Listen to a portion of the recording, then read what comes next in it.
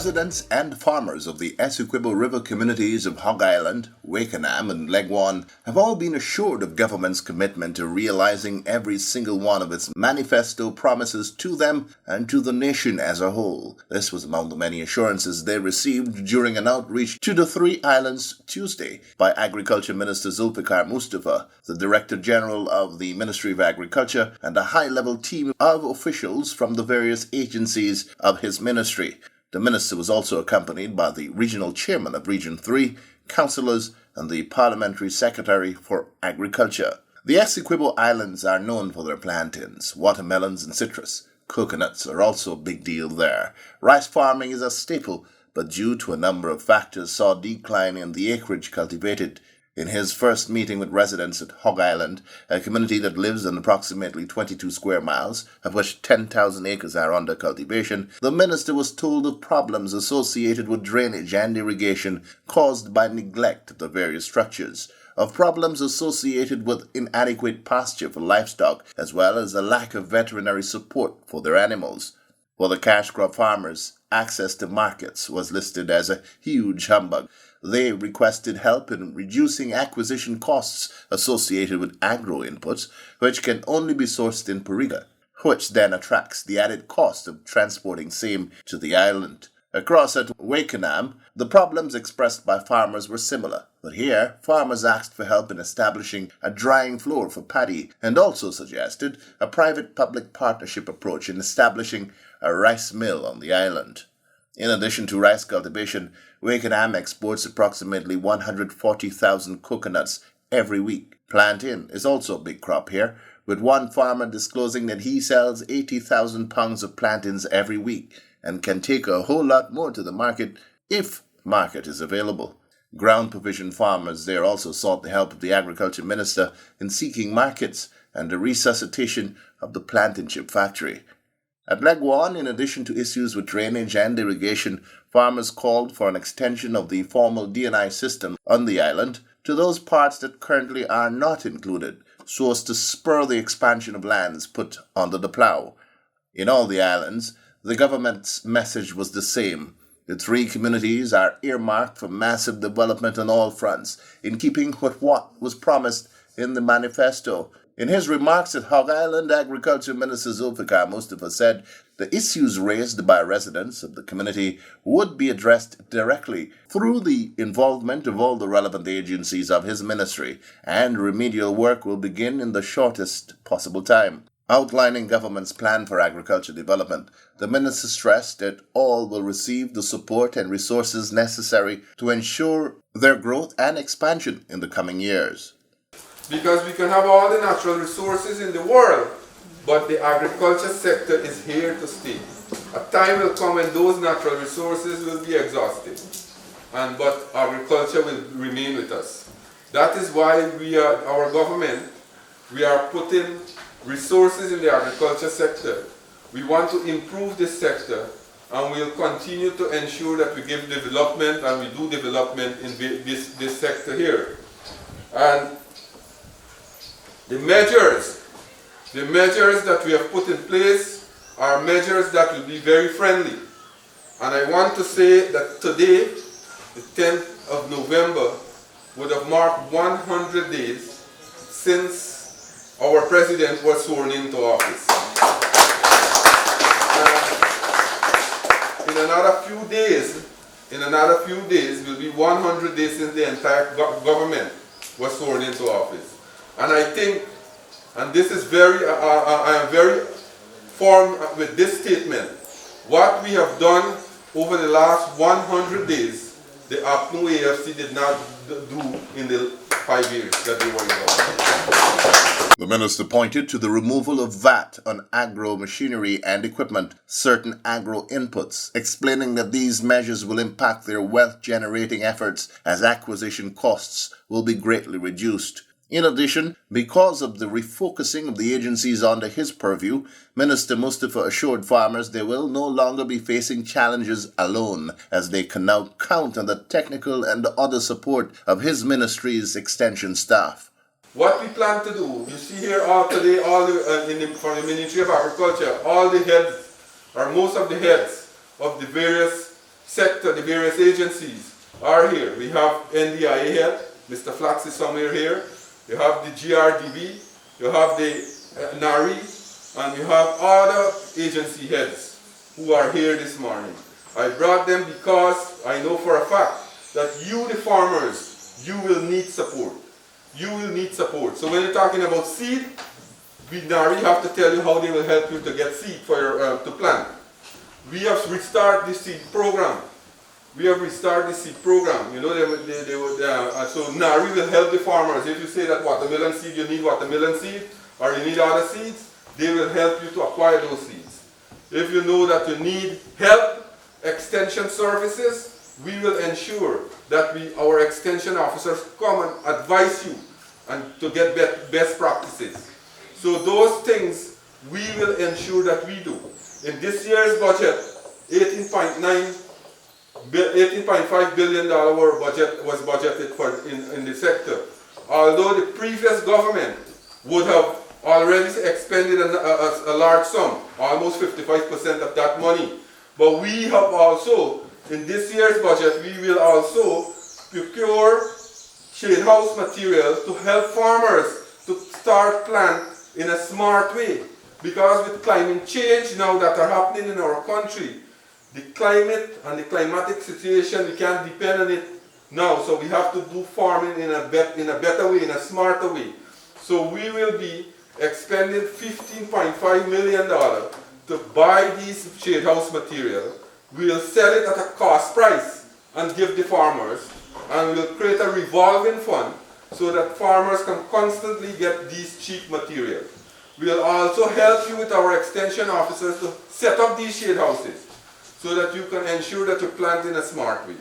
In the area of markets for their crops, the Agriculture Minister promised help through the reinvigorated efforts of the New Guyana Marketing Corporation, which will be visiting farmers wherever they are in the country to provide support.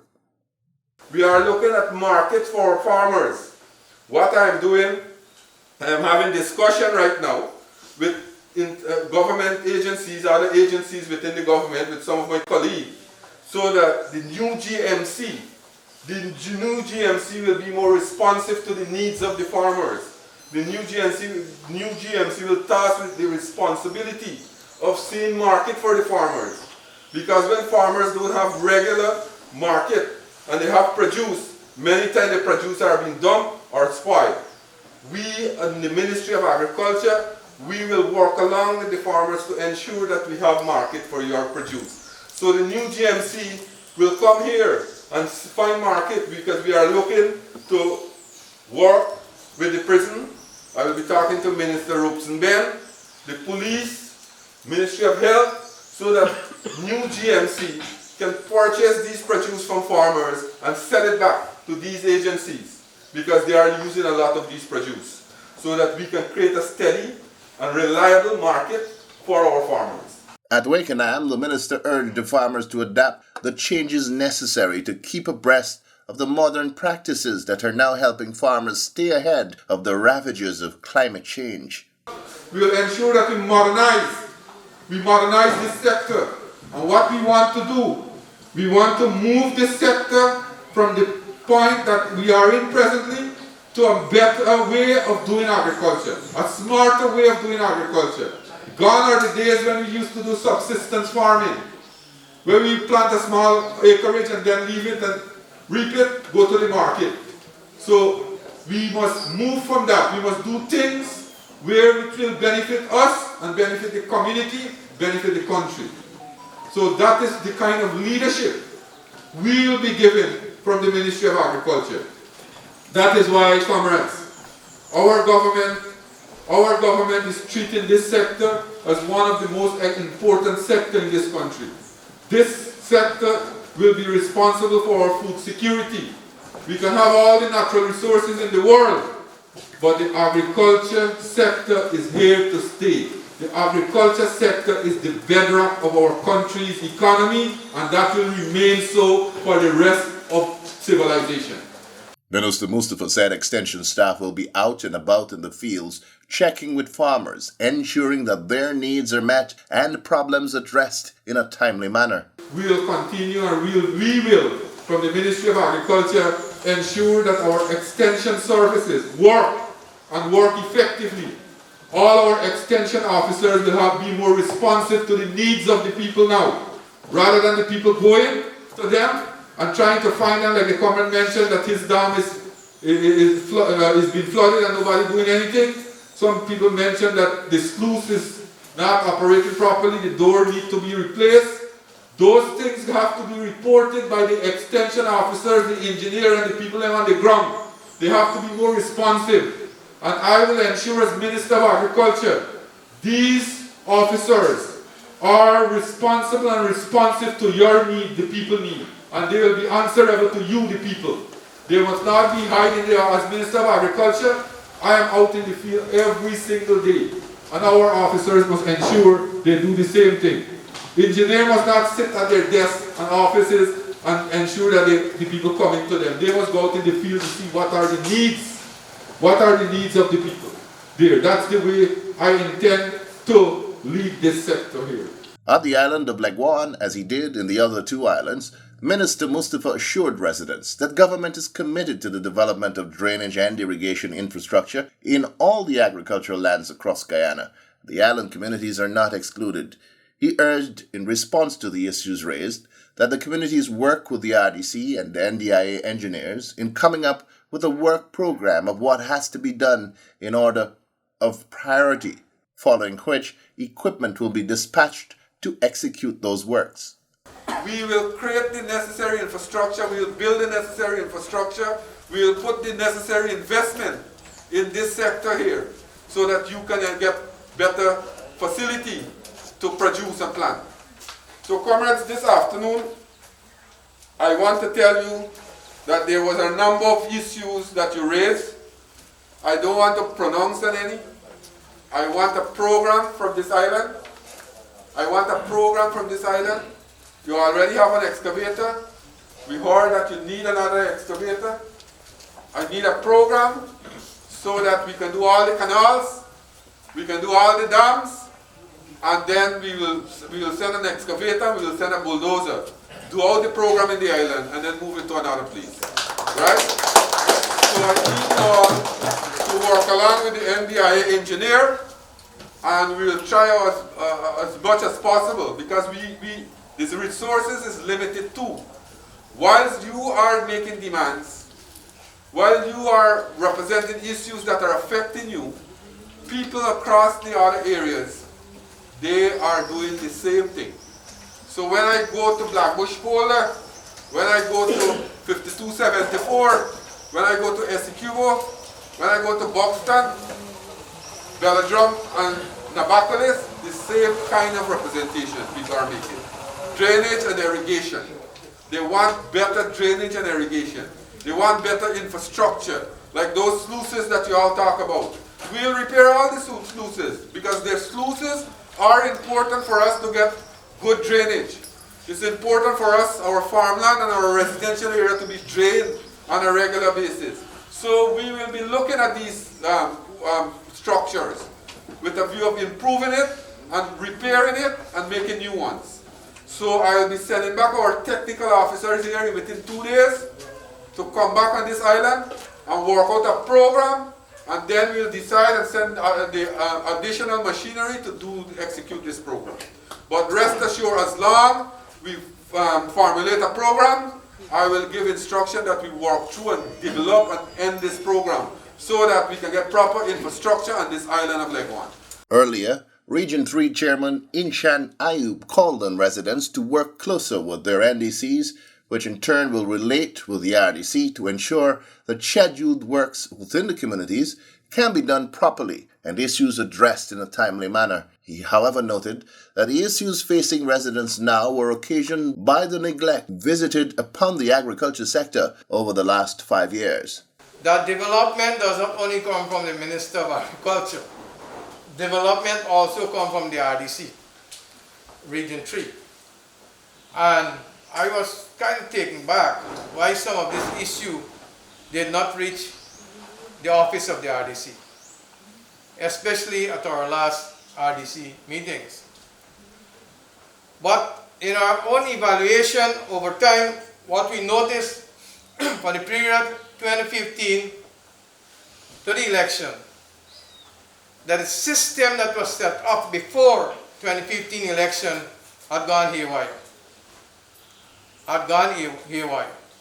We see a lot of infrastructure work that was done prior to 2015 fall apart. And we also witnessed, because I was the vice chairman of the region then, that many requests from the farmers were not met under the previous government. Therefore, your issue will multiply itself. And for us to address those issues, deep consideration have to be given so that we can prioritize what is needed. But my advice, I want to be honest here this morning, my advice to the minister, the honorable minister, is that before we commit ourselves to any request or any request, is that we must have community consultation. And I have reason to say this. There were requests in Northern Hog Island to do a piece of work.